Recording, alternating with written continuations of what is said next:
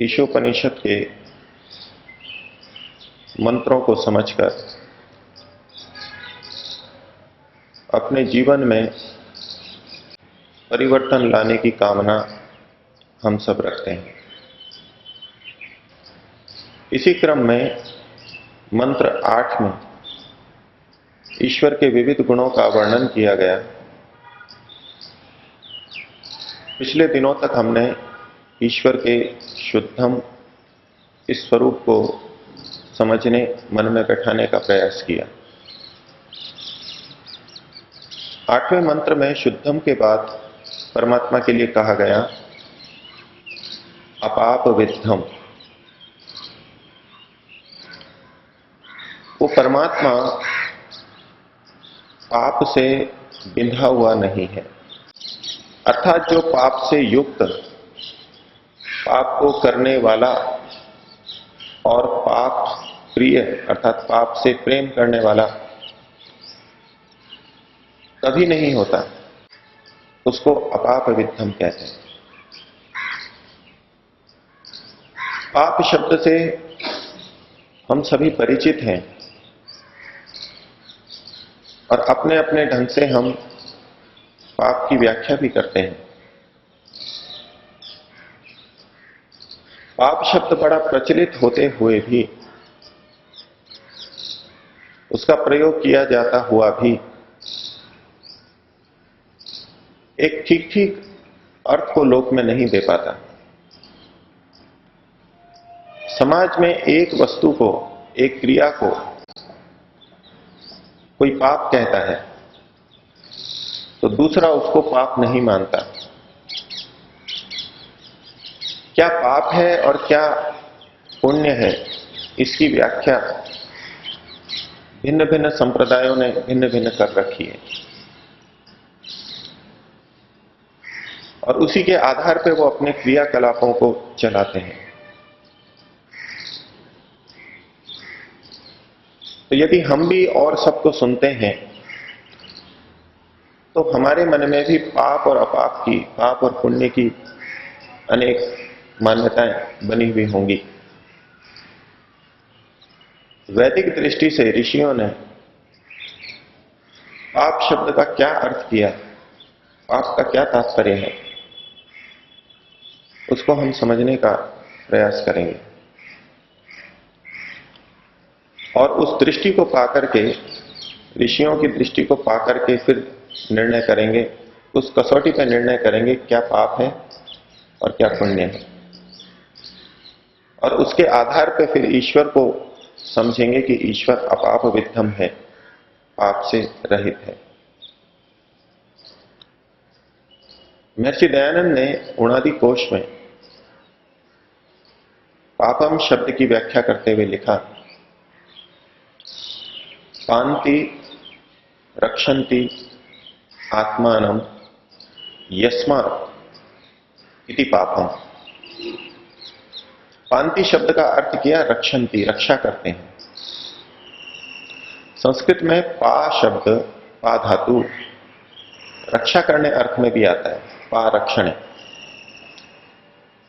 और दूसरा है पा पाने, पीने के अर्थ में भी आता है, जिससे हम भाषा में भी पीना या पानी आदि शब्द बनाते हैं।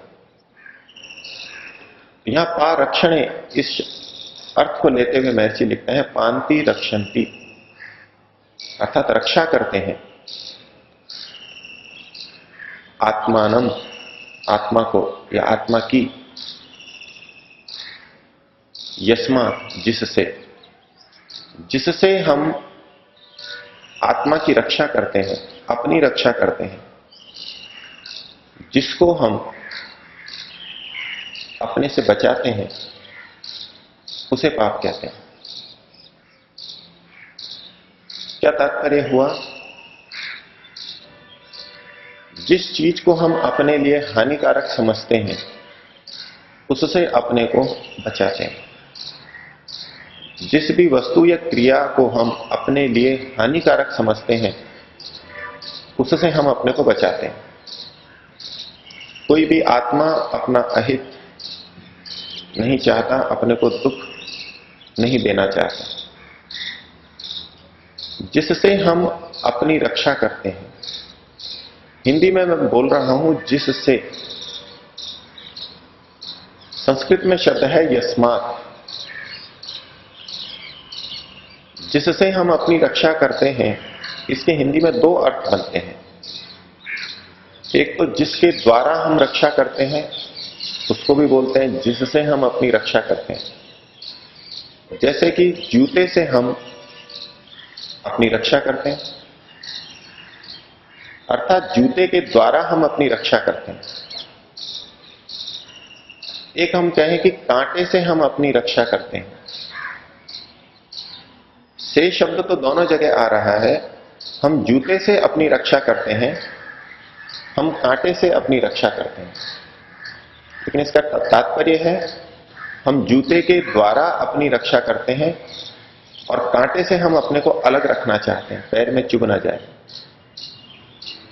तो यहां जब शब्द है जिससे हम अपनी रक्षा करते हैं, इसका मतलब है जिसके द्वारा हम अपनी रक्षा, जिससे हम अपनी रक्षा करते हैं, अर्थात जैसे कांटे से हम अपनी रक्षा करते हैं। जिसके द्वारा अर्थ यहां पर नहीं घटेगा। तो कांटे से हम अपनी रक्षा करते हैं अर्थात वो हमको हानिकारक, अहितकर दिखाई देता है।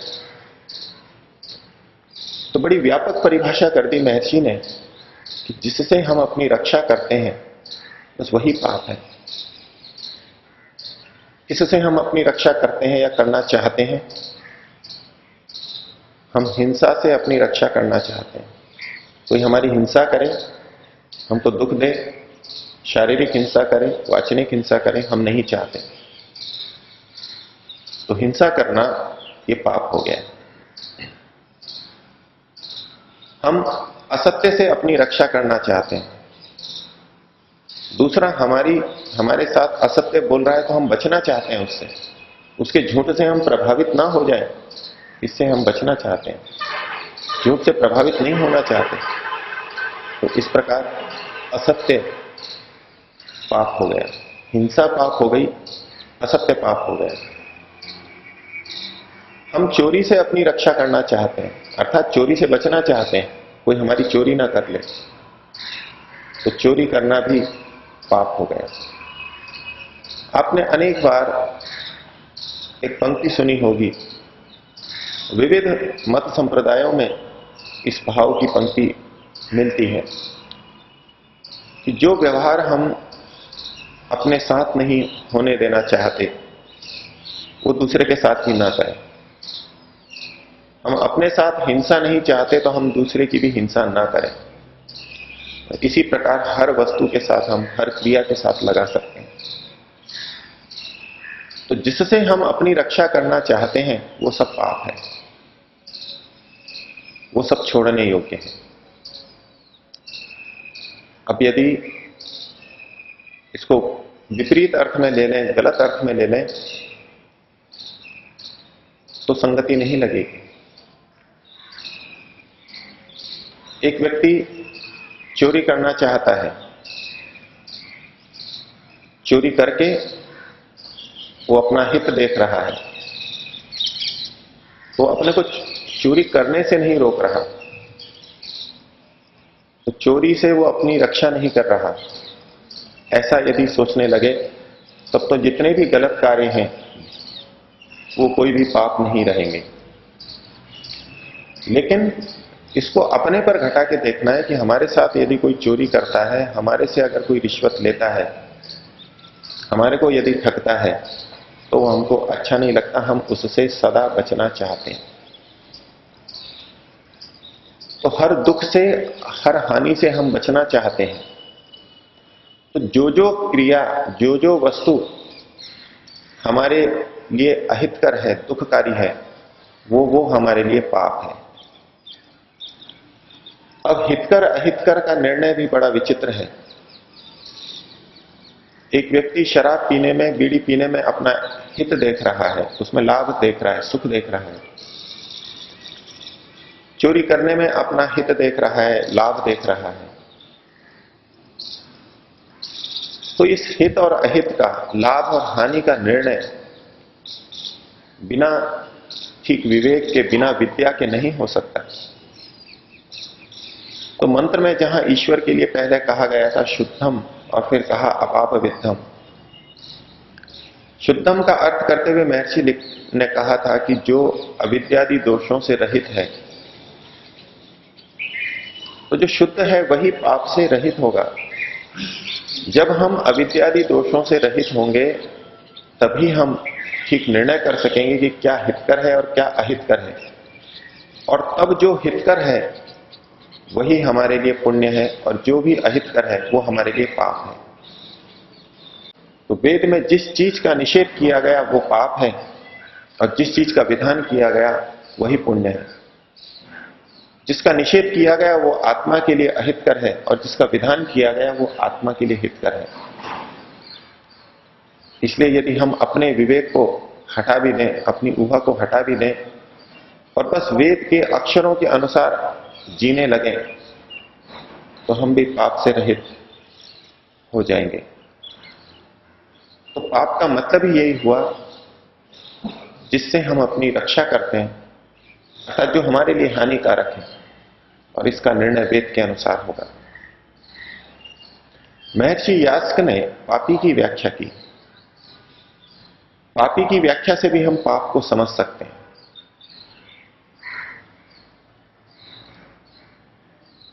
वहां उन्होंने पापी की व्याख्या करते हुए कहा, पाका अपेयानाम। पा शब्द का फिर वही रक्षण अर्थ करेंगे, जो अपेयों का पाता है, जो अरक्षणीयों का रक्षण करने वाला है, वो पापी है। पा का मतलब पारक्षणे, अपेयानाम पाता पापः। पापः का मतलब पापी। जो अरक्षणीयों की रक्षा करता है वो पापी है।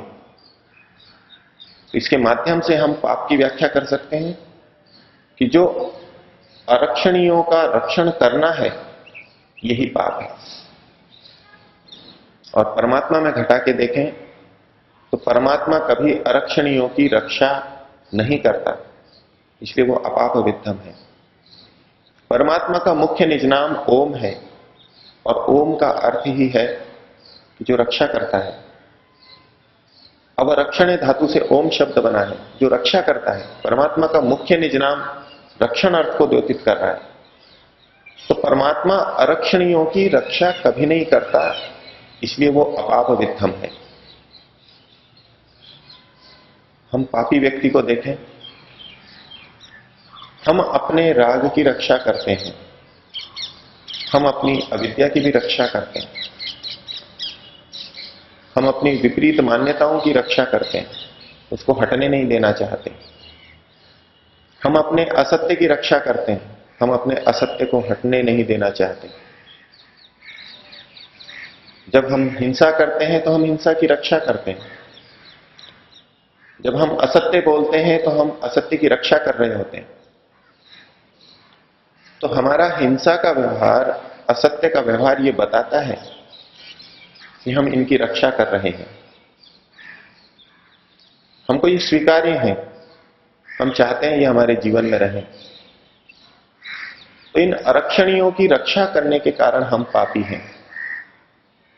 इस दृष्टि से भी देखें तो जितने भी दुर्गुण हैं हमारे में, हम उनकी जिनकी रक्षा कर रहे हैं, जीवन में बचा करके रखे हुए हैं, तो उनको हम करते हैं, तो इसलिए हम पापी हैं।